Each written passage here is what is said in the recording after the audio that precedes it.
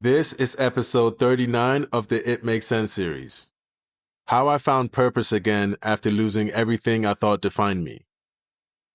Purpose didn't appear when I succeeded. It appeared when I lost everything familiar.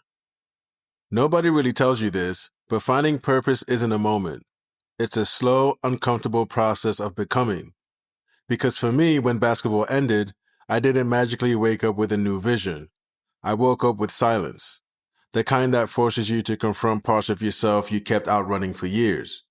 At first, I tried to replace the game with anything that could give me that same feeling, that structure, adrenaline, validation, direction, but nothing did. And that's when it hit me. I wasn't searching for a new career. I was searching for myself. Because when your whole identity is built on performance, your ego tells you the next rightful step is to find another stage. But purpose doesn't show up on a stage. It shows up in the shadows. It shows up in the mornings where you don't know what you're working towards. It shows up in the nights where you're wrestling with the version of you that only existed because people needed something from you. Purpose shows up in the quiet moments where nobody's watching and you have to choose who you want to be when the applause or roar from the crowd is no longer part of your life. Finding purpose didn't happen because I had clarity. It happened because I got tired of living in confusion.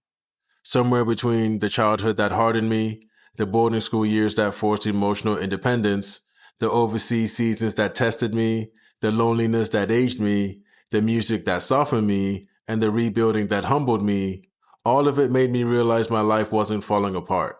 It was folding into itself. Every chapter that felt unfair, every environment that made me feel like the outsider, every moment that broke me down was actually preparing me for the one role I never saw coming. Being a builder. Not an athlete, not a performer, not the foreign import carrying a team, but a builder of people, a builder of meaning, a builder of systems, a builder of identity, first my own, then others. Purpose didn't show up when I had strength. It showed up when I was finally honest about my weakness, and that's when the world started opening up. My coaching and entrepreneurship wasn't just that. It was everything I wish I had at 7, at 17, at 27. My fitness pursuit wasn't just about training. It stemmed from the discipline that saved me overseas and rebuilt me after retirement. My music wasn't just music. It was the first place I ever told the truth without fear. And my storytelling wasn't just content.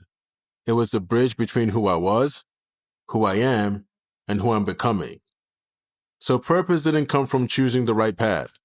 It came from choosing myself, fully for the first time.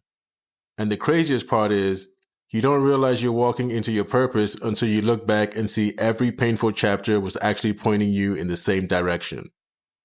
I didn't reinvent myself. I aligned myself. Everything I am now, everything I'm building, everything I pour into people is the result of losing the identity I thought I'll die with and finding the one I was always meant to grow into. So purpose isn't found. Purpose is revealed the moment you stop running away from who you really are.